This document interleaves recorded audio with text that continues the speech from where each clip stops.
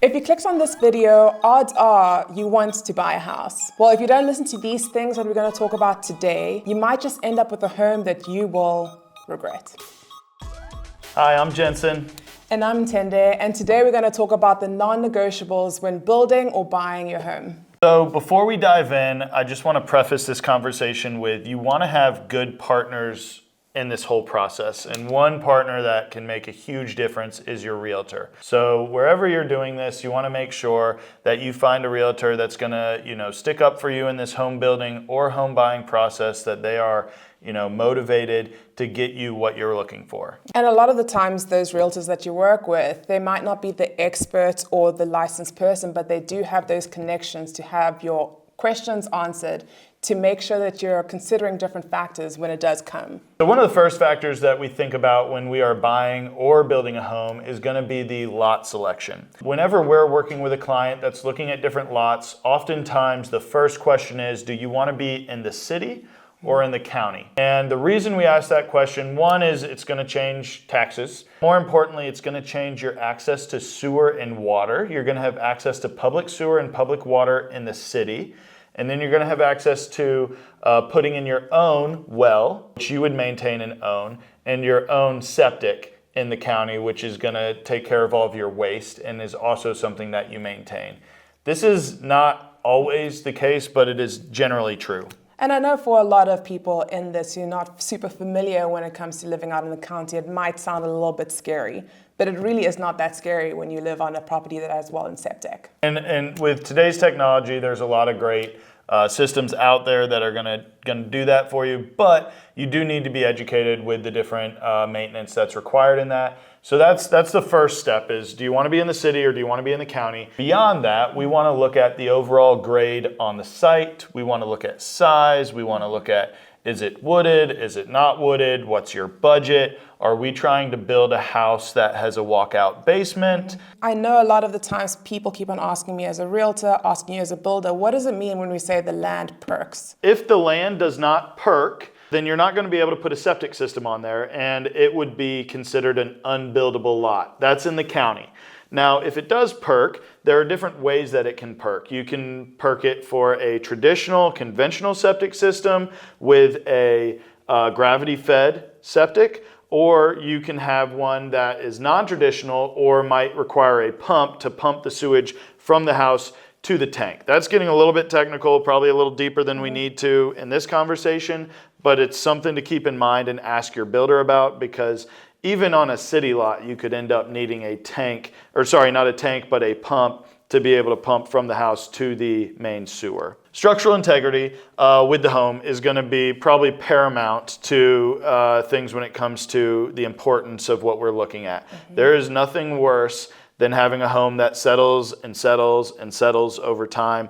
And what that looks like is doors that don't open and drywall that's cracked and windows that lose, the seal breaks and all that kind of thing. And so when you're looking at an existing new construction home or considering building, you need to really check out how the footing and foundation was done. If you're already seeing cracks in the foundation, if you're already seeing settling around the house, if you're seeing cracks in drywall, that's not always a big problem, but you want a structural engineer or home inspector that can tell you what's a big deal and what's not, because it could be that the time of year the house was built and when the HVAC got turned on, that created some cracks. Or it could be that foundation has settled an inch and there's a problem. So my question is, to crawl space or not to crawl space? Okay, yeah, so big topic, something that I don't know that there's a correct or incorrect answer for. What we talk through with our clients is, if you want a crawl space, we highly recommend in North Carolina, with the humidity and the moisture content that we have here in our soils, that you do a sealed crawl space. And a sealed crawl space essentially means that that's going to be conditioned square footage of the house, conditioned space within the house, within what we call the envelope of the home. And it's going to make it so that you're not getting mold and mildew in your crawl space. If you have a traditional crawl space that it's vented and you have different things coming into that space, you have a much higher likelihood of having issues around mold, mildew. You can get rot, all that kind of stuff. Switching gears, we have a slab foundation. With a slab foundation, there's kind of two types that we look at. The first is a monolithic slab, which means that there's one pour. So we do all the grading, we dig out the footings, and then we pour concrete one time around the perimeter of the house and any structural areas. Those are going to be deeper pours, so that's the actual footing that the house is structurally, adhered to and being supported by. Then you have the rest of the floor system, which is going to be 4 inches of concrete over gravel, and that is not structural, but it is serving as the floor system. So instead of 2x members that are going across with Advantech on top, you are seeing a concrete floor.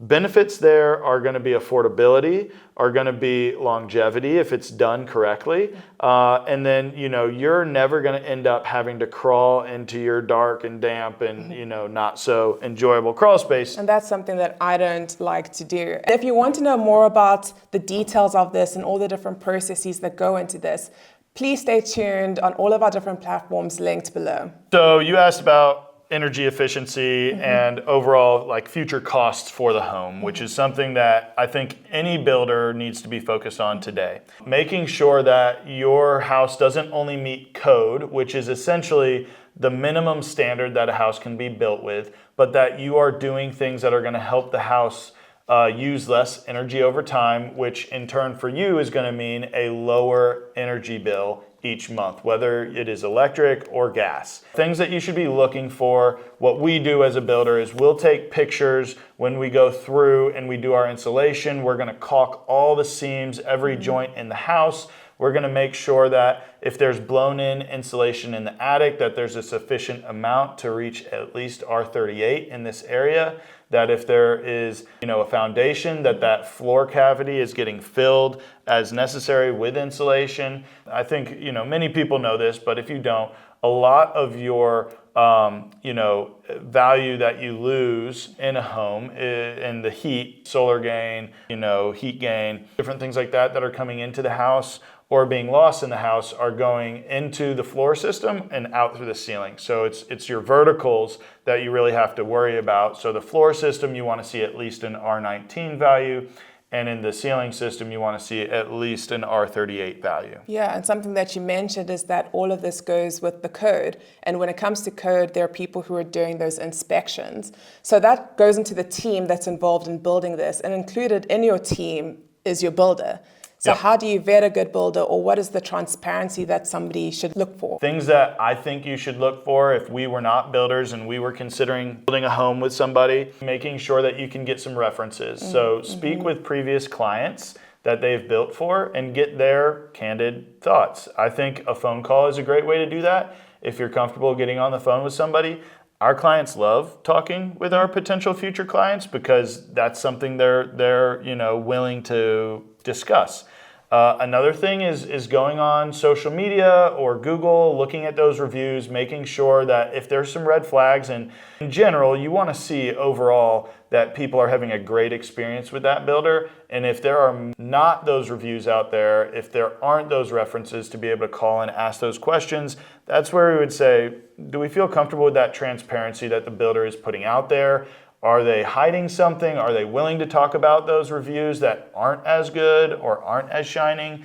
That is what I think a builder should be willing to discuss. And if you're still struggling to find that builder, ask your realtor, ask your local lenders and people in the community if they've worked with people, what their experiences are with different builders. Yeah. And something that builders should have is our next point, warranties. What does that look like? Warranties and aftercare.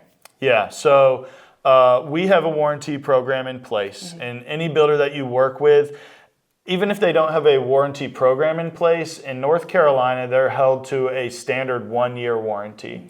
And then there's a 10-year structural warranty. Those are, there regardless of whether the builder admits it or not. But you want to see that builder has a warranty program in place. So like for us, we're going to hand you on the last day of our build a packet or a binder that's well organized, that explains your warranty program and has the warranties for all of the different systems in the home. That way, if you have a question, after you've been living there for a few months, you know where you're going with it. If there is a nail pop, if there is, something that changes within the home, a door stops opening well, is that something I need to call my builder about? Is that something that, is a big deal, a little deal, so on and so forth? Yeah, that's why it's so important to do those final walkthroughs so that they can walk you through the whole entire house, the appliances, the different rooms, where is your water heater located, all of these different things, so you can ask those questions and in real time they can answer that for you. Yeah. The next topic is, what is our resale and long-term value? So this is a really important thing that we try to steer clients towards when we're going through, especially a custom build. And the reason for this is, one day, this house is going to be passed down to children, or it's going to sell on the market to the next client. And if there's something that you really want in the house, say you just have to have that fire pole right in the middle of your bedroom that goes down into the living room. That may be the coolest thing for you, but the next person that's considering purchasing this home may not value that in the same way. And so we don't usually have to talk people out of a fire pole, but we do talk about things like the difference between an 8-foot and a 10-foot ceiling in this neighborhood, and what are other houses looking like, what are you going to see commonly. The more you go off the beaten path, the smaller the pool of potential buyers is going to be, and you want to try to prevent decisions that are going to decrease the amount of folks in the future that would consider purchasing it, because your future realtor is going to have a harder time selling it, could decrease the overall value. Yeah, and if you really do want that fire pole to go straight through your 2 floors, you can also just budget that might be something that you'll need to change when or if you would like to resell that. So still go for that, but just know that there is a financial cost that could come up later down the line. And something else that comes into that long-term value is location, location, location. So always keep a finger on the pulse of what is happening in your area. Do you know of businesses coming in, or if there's going to be an apartment building that's going to come in the next 5 years? Sometimes you might not know all the answers, but you can get a good feel of where the market is in the place that you want to build your home. So all of these non-negotiables, these suggestions that we have, come out of our experience building for the last 6 years in this area, and that's why we're passing them along to you. Like that one client who wanted to build that huge house on a very small lot, and we had to walk them through that's not possible. Yeah. But if you'd like to know more about some of these non-negotiables, head over to our website, where we actually have a guide that has tips, anecdotes, more personalized stories to help you visualize what this could look like for you. Thanks for tuning in today. If you haven't already, make sure to like and smash that button below so that you can see everything we're doing in the future, and turn on the notifications.